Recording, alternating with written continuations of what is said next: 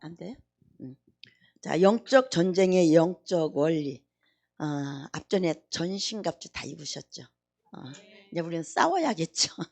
근데 영적 전쟁에도 영적 원리가 있다고 합니다. 우리가 영적 원리를 알아야 승리할 수 있겠죠. 네. 이사야 14장 12절에서 15절. 너 아침의 아들 계명성이여 어찌 그리 하늘에서 떨어졌으며 너 열국을 엎은 자여 어찌 그리 땅에 찍혔는고 내가 내 마음에 이르기를 내가 하늘에 올라 하나님의 무뼈 위에 나의 보좌를 높이리라. 내가 북극 지폐의 산 위에 좌정하리라. 가장 높은 구름에 올라 지극히 높은 자와 비기리라 하도다. 그러나 이제 내가 음부 곧 구덩이의 맨 밑에 빠치우리로다. 신앙은 영적 전쟁 그 자체입니다.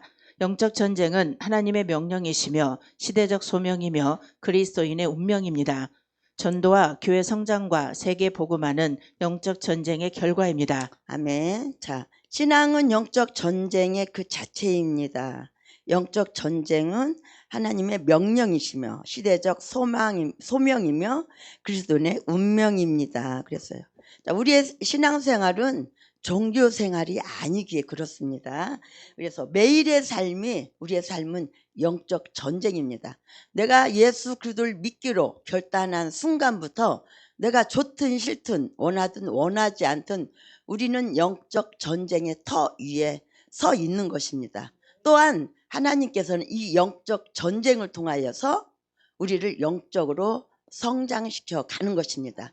우리의 삶에 많은 것들이 풀어졌습니까? 열매가 있습니까? 그것은 우리가 여기까지 오면서 영적 전쟁을 해온 결과라고 말씀하고 있는 것입니다.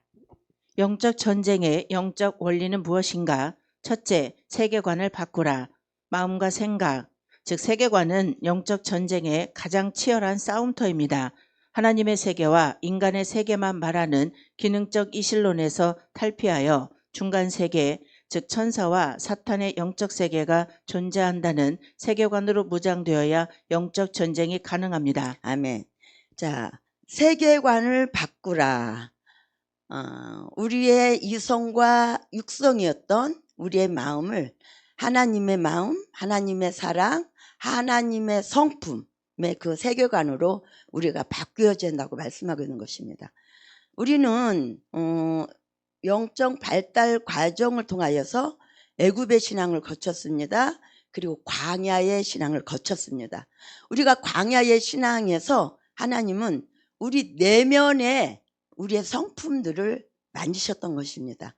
그래서 옛사람의 이성과 육성의 그 속성들을 어떻게 해요? 하나님의 성품으로 바뀌어 줄 수 있도록 하나님께서는 우리의 내면을 하나님께서는 만지셨던 것입니다. 그래서 내 마음, 내 생각, 내 감정을 지키지 못하면 우리는 이미 영적 전쟁에서 패배한 자나 똑같다. 그래서 영적 전쟁은 내 마음을 지키는 거고 평강을 지키는 것이 아주 중요하다라고 말씀하고 있는 것입니다. 그래서 평강을 지키기 위해서는 이제는 나의 육성과 이성의 사실의 기반을 두었던 나의 모든 생각과 가치관이 하나님의 세계관으로 딱 바뀌어지면 영적 전쟁은 이미 승리한 사람이 될 것입니다. 아멘. 두 번째, 하나님과 올바른 관계를 가지라. 영적 전쟁에서는 능력보다 관계가 더 중요하다. 사탄과의 싸움은 내가 싸우는 것이 아니라 하나님이 싸우시는 것이다. 하나님이 우리를 인정하시고 도우시는 관계 없이는 백전백패일 뿐이기에 하나님께 순복하고 가까이하고 마음과 손을 깨끗이 하는 거룩과 순결의 삶이 최우선되어야 한다. 네, 하나님과의 올바른 관계를 가지라. 영적 전쟁에서는 능력보다 관계가 더 중요하다. 하나님과의 관계, 사람과의 관계. 이 영적 전쟁은 외적인 싸움이 아니라 내면의 싸움이기 때문에, 사탄과 마귀와의 싸움이기 때문에, 영적인 싸움이기 때문에 내가 싸우는 것이 아니라 하나님께서 싸우시는 싸움이기 때문에 그렇습니다. 하나님과의 관계가 끊어진 사람들은 그거는 패배한 거나 똑같죠. 모든 능력은 하나님으로부터 능력과 지혜가 풀어집니다. 그래서 내가 하나님과의 관계 안에 들어졌을 때, 그리고 그 안에서 풀어질 때에 이 관계를 통하여서 내 마음의 평강을 이루고, 그리고 우리는 가나안에 들어갈 수가 있다라는 것을 말씀하고 있는 것입니다.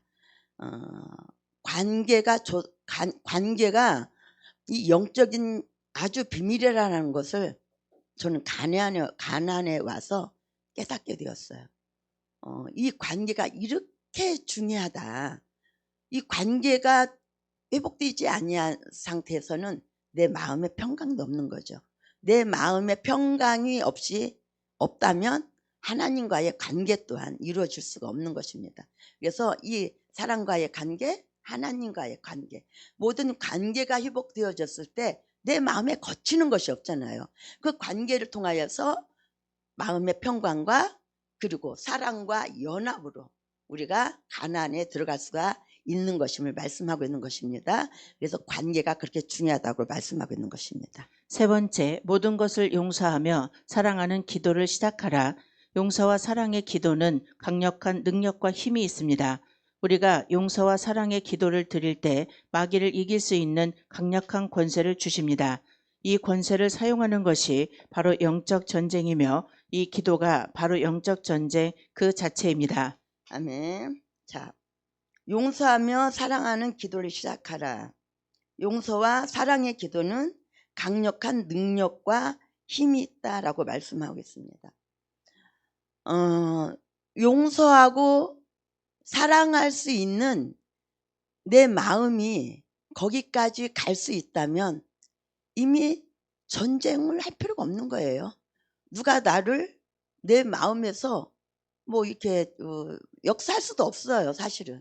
근데 우리의 마음이 용서와 사랑할 수 있는 그 능력이 우리에게는 없는 것이죠. 그렇지만 내게는 능력이 없지만 내가 용서하고 사랑하기로 결단을 하고 하나님께 기도를 할 때에 하나님께서는 용서할 수 있는 마음과 그 말씀을 우리에게 보내주시는 거죠. 그래서 내가 할 수 있는 것이 아니라 하나님께서 하실 수 있도록 우리의 마음을 붙들어 주신다라는 것이죠. 그래서 용서와 사랑의 기도를 할 때에 거기까지 나아갈 때 이미 내 마음을 이렇게 쏘삭거렸던 원수는 떠나가게 돼 있는 것입니다. 내가 그거 결단하지 못했을 때에 그 생각을 자꾸 우리의 감정을 자꾸 흔들려고 하는 거지. 그러나 하나님의 말씀을 붙들고 내가 용서하기로 사랑하기로 결단을 하고 이미 결단이 되어지는 순간 마귀는 벌써 알아요. 원수는 떠나가고 그리고 결단 기도가 드려졌을 때 하나님의 말씀과 그 사랑의 마음이 우리 안에 부어짐으로 말미암아 용서할 수 있는 힘이 능력이 우리에게 주어지는 것입니다. 아멘. 네 번째, 영적 전쟁에 대해 하나님의 말씀을 알아야 합니다. 영적 전쟁의 최대의 장애물은 무지입니다. 싸우기 전에 먼저 깨달아야 합니다. 깨닫지 못하면 두려움의 포로가 될 수 있습니다. 하나님의 능력과 마귀의 실상과 영적 전쟁의 방법에 대해서 알아야 합니다. 아멘. 자, 영적 전쟁에 대해 하나님의 말씀을 알아야 합니다. 영적 전쟁의 최대 장애물은 무지입니다. 우리가 하나님의 말씀을 깨닫지 못하면 포로가 될 수 있다라고 말씀하거든요. 우리는 하나님의 말씀을 알아야 됩니다. 영적 전쟁은 힘의 싸움이 아니라 진리의 싸움이기 때문에 자, 마귀는 우리를 속이고 유혹합니다. 그러나 하나님의 말씀은 우리에게 평강을 줍니다. 그리고 사랑하게 한다라는 것이죠. 그래서 이 말씀이 분별이 또 오는 거죠. 그래서 이 하나님의 말씀을 몰랐을 때에 우리가 두려움이 있지만 우리 이 가나안 24강만 우리는 잘 붙들어도 그 말씀이 내 안에 정립이 되어져도 이제는 어떻게 해요? 그 말씀이 해석이 되어지더라고요. 어떤 상황과 여건 속에서 해석이 되어지니까 이미 어떻게 돼요? 원수가 떠나가고 마는 거예요. 그래서 우리는 이 하나님의 말씀을 알아야 되는 것이죠. 근데 말씀을 몰랐기 때문에 두려움에 포로가 돼 있는 것이지, 그러나 이 말씀들을 우리가 딱 붙들었을 때, 분별이 되었을 때는 이미 원수는 떠나가는 것입니다. 아멘.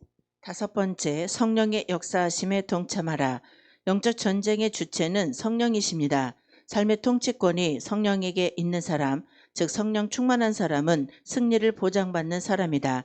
성령 운동은 어느 교파의 전유물이 아니라 모든 교회의 본질 그 자체이다. 아멘. 자, 영적 전쟁, 아니 참, 성령 맞나요? 전쟁, 아니 성령의 역사하심에 동참하라. 영적 전쟁의 주체는 성령님이시다. 그렇죠? 영적 주체가 성령님이시죠. 내가 싸우는 것이 아니라 누가 싸워요? 성령님께서 싸우시기 때문에 그렇죠. 그래서 우리가 성령의 충만함을 받았을 때에는 상대가 어떠하든지 간에 우리가 넉넉히 어떻게 해요? 주님의 은혜로 그리고 사랑으로 덮음이 되고 이해가 되고 용서가 되어진단 말이에요. 그런데 내가 충만하지 않았을 때에는 나의 이성과 육성과 사실의 눈이 열려진단 말이에요. 이런 것들로 말미암아 옳고 그름이 판단되어지고 이렇게 되는 것이죠. 그래서 성령의 충만함 가운데 있을 적에는 이미 우리는 뭐 싸우고 말고 할 것도 없더라고요. 마음이 넉넉하고 평강 가운데서 하나님의 사랑과 그 마음이 우리 안에서 풀어지기 때문에 충분히 그 사람이 어떻게 나와도 이해가 되고, 참 그것이 신기하죠. 정말 이 영적인 세계는 이 생각의 하나 차이인데 참 그것이 하늘과 땅을 왔다 갔다 하더라고요. 내가 충만할 때는 모든 것이 다 덮음이 되어지고 용서가 되고 이해도 되고 사랑이 되어지는데, 그렇지 않을 때는 이성과 육성과 사실의 세계가 보여지기 때문에 조금 하는 것에도 감정이 상하고 그리고 감정을 또 상하게 하고 이런 상황이 되더라라는 거죠. 그래서 성령의 역사하심에 동참하라. 이 모든 상황 또한 성령님께서 하실 거라는 것을 믿음하에 믿음하에 있는 사람들은 마음이 편안해요. 그렇기 때문에 모든 것을 우리는 기뻐하고 감사하면 성령님께서 역사하신다라는 것입니다. 그 주체는 성령님이신데 마치 우리 가나안의 우리 고목사님은 자, 다 차려놨습니다. 숟가락만 얹고 따라오세요. 그래요. 마찬가지로 성령님께서 행하실 것들을 믿고 내가 지금 어떤 상황에 있든지 그 상황을 보지 않냐고 그 상황 속에서 역사하실 그 성령님을 바라보며 그냥 평강 가운데 기뻐하고 감사하니까 누가 역사해요? 성령님이 역사하시더라. 아멘. 6번째, 지역사회와 나를 영적으로 알아야 한다.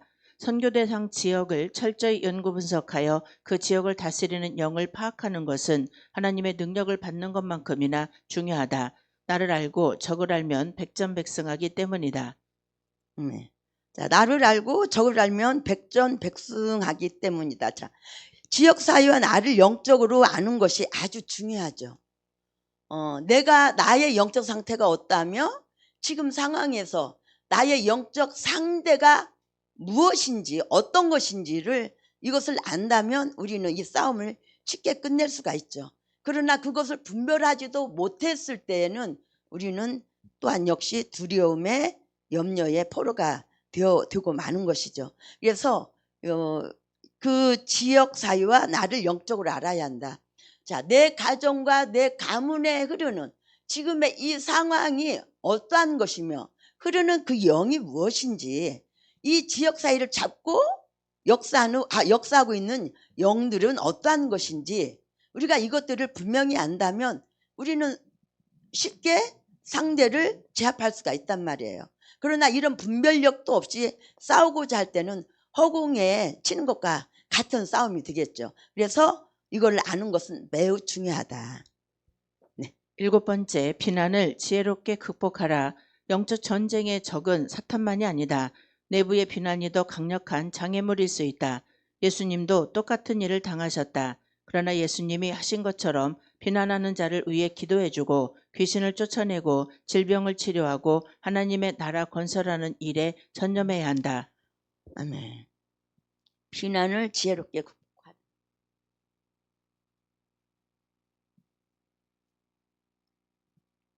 비난을 지혜롭게 극복하라 그랬어요. 비난은 어디가 있나요? 외적으로 있나요? 내부에 있다라고 말씀하고 있죠. 우리 가정에서부터 내 남편, 내 아내, 내 자녀들에게서부터 시작이 되어지는 것이죠. 그래서 예수님도 수데반도 사도 바울도 어땠어요? 가는 곳마다 배척을 당했다라는 거죠. 그렇지만 예수님도 사도 바울도 대적하지 않고 그들을 위해서 기도해 줬고, 오히려 그들의 있는 누가 악한 영들, 그렇죠? 그 사람이 아니라 상대는 항상 악한 영들이죠. 그 사람이 아니라. 그래서 그 속에 있는 악한 영들을 뽑아주고 그들을 치유해주고 회복시켜 줬다라고 말씀하고 있는 것입니다. 이것이 지혜롭게 극복하는 것이라고 말씀하고 있는 것입니다. 8번째, 다른 동역자들과 연합하라. 하나님이 영적 전사에게 가장 원하시는 것이 바로 순결과 연합입니다. 분열은 사탄의 진을 강화시키고 연합은 성령의 진을 강화시킵니다. 영적 전쟁의 제1원칙이 성령과의 연합이라면 제2원칙은 사람과의 연합이다. 아멘. 끝까지 읽어주세요. 다른 교회와 동역자들과 최선을 다해 연합하라. 아멘. 연합 그 자체가 승리이다. 아멘. 자, 다른 동역자들과 연합하라 그랬어요. 제1원칙이 성령과의 연합이라면 제2원칙은 사람과의 연합이다라고 말씀하고 있는 것입니다. 영적 전쟁은 혼자 하는 싸움이 아니기 때문에 그렇습니다. 내가 연합되어지는 만큼 우리는 승리한다고 말씀하고 있습니다. 그리고 서로 사랑하며 연합이 되어지지만 비난과 판단은 분열을 가져오는 것이다 라고 말씀하고 있는 것입니다. 그래서 1원칙이 성령과 연합이고 2원칙은 사람과의 연합인데, 이것이 연합이 되어지지 않는다면 하나님의 관계도, 그리고 하나님의 마음을 가지는 것도, 앞에 있는 그 모든 것들이 아무것도 이루어질 수 없다라는 것을 말씀하고 있는 것이죠.